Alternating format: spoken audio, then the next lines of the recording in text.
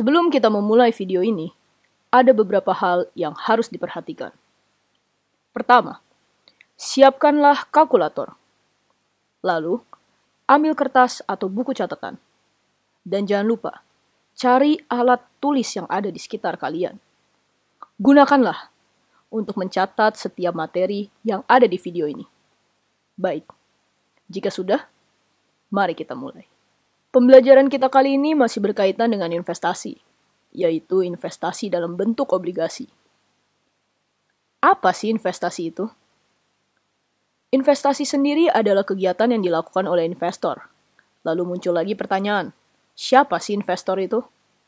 Investor adalah orang yang memiliki uang dan memberikannya kepada perusahaan, dengan harapan akan mendapatkan imbalan di kemudian hari, baik dalam bentuk bunga, dividen, maupun bentuk keuntungan lainnya.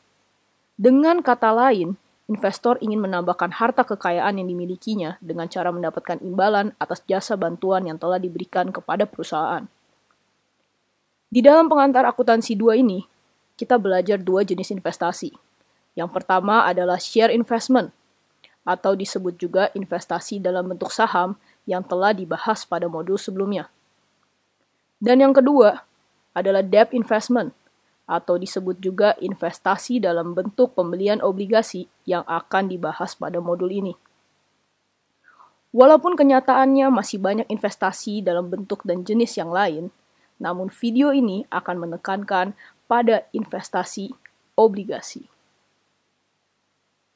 Debt investment sendiri terbagi menjadi 2 jenis, yaitu trading dan held for collection, di mana dalam jenis trading, obligasi akan diperjualbelikan sebelum tanggal jatuh tempo. Berbeda dengan held for collection, sesuai namanya, obligasi ini akan ditahan atau disimpan sampai pada tanggal jatuh tempo. Sehingga, transaksi jual beli pada jenis trading akan menimbulkan kerugian atau keuntungan, yang nantinya kerugian dan keuntungan tersebut akan dimasukkan ke dalam perhitungan laba rugi atau yang kalian kenal dengan istilah income statement pada bagian other income atau expense. Lalu pada modul sebelumnya, yaitu modul 3 dan 4, kita ada mempelajari obligasi jenis premium dan diskon. Pada modul yang kali ini, kita akan membahas obligasi dengan 2 jenis yang berbeda, yaitu trading dan held for collection. Lalu, apa perbedaannya? Perbedaannya terletak pada sisi dan kegiatannya. Jika pada modul 3 dan 4, kita bertindak sebagai perusahaan yang membutuhkan uang, sehingga perusahaan menerbitkan dan menjual obligasi untuk mendapatkan uang. Pada modul kali ini, kita akan bertindak sebagai perusahaan yang memiliki uang dan memberikan bantuan kepada perusahaan yang membutuhkan uang dengan cara membeli obligasi yang dijual kepada perusahaan tersebut. Dengan kata lain, pada modul 3 dan 4, kita bertindak sebagai penjual. Sedangkan di modul kali ini, kita akan bertindak sebagai pembeli. Sehingga ada hubungan timbal balik di antara keduanya, yaitu bentuk imbalan bunga yang terjadi di dalam investasi obligasi. Sekarang saatnya menggunakan peralatan yang telah kalian siapkan. Dan mari kita mulai masuk ke dalam soal. Di sini dijelaskan bahwa Parco membeli 50.000 lembar obligasi dengan harga Rp3.500 per lembarnya. Obligasi tersebut memiliki nilai nominal sebesar Rp3.000.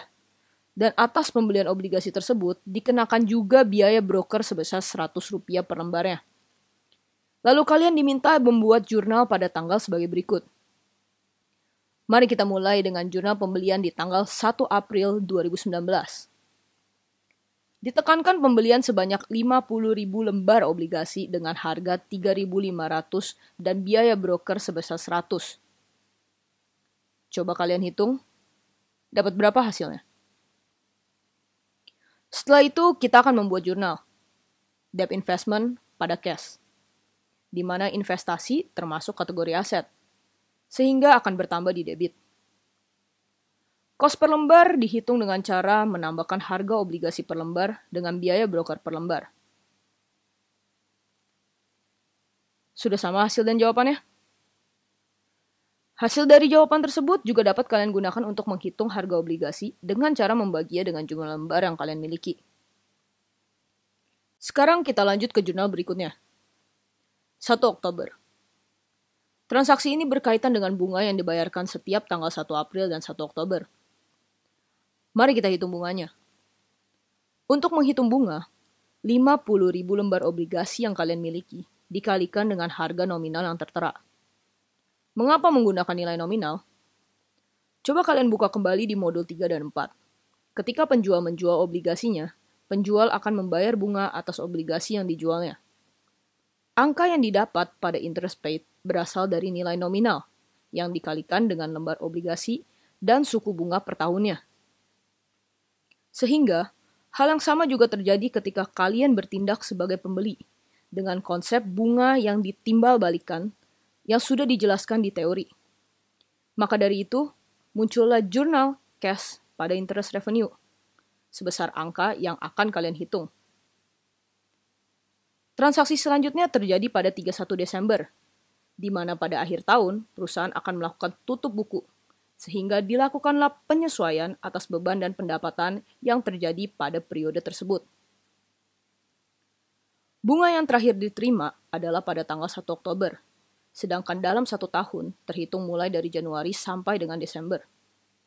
Hal ini mengharuskan perusahaan untuk menghitung total bunga yang seharusnya diterima pada periode Oktober sampai dengan Desember. Mari dihitung untuk total angkanya. Bunga yang tadi dihitung oleh perusahaan belum diterima kasnya oleh perusahaan, sehingga timbullah piutang atas bunga yang telah kalian hitung tersebut.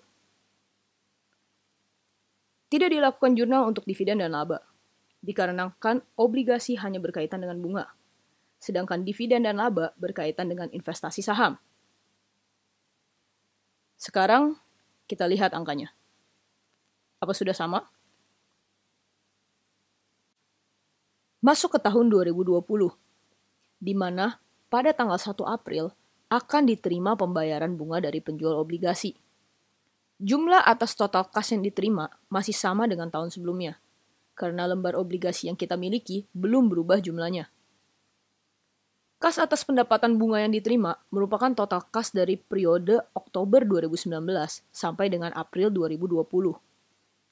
Karena telah diterima pembayarannya, kita akan menghapus jurnal interest receivable yang telah kita catat pada 31 Desember 2019.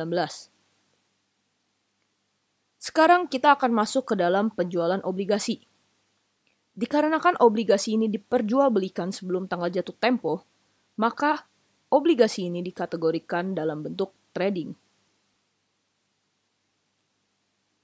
Harga jual per lembar dikalikan dengan jumlah lembar yang dijual, dikurangi dengan biaya broker, karena kalian menjualnya dengan jasa broker.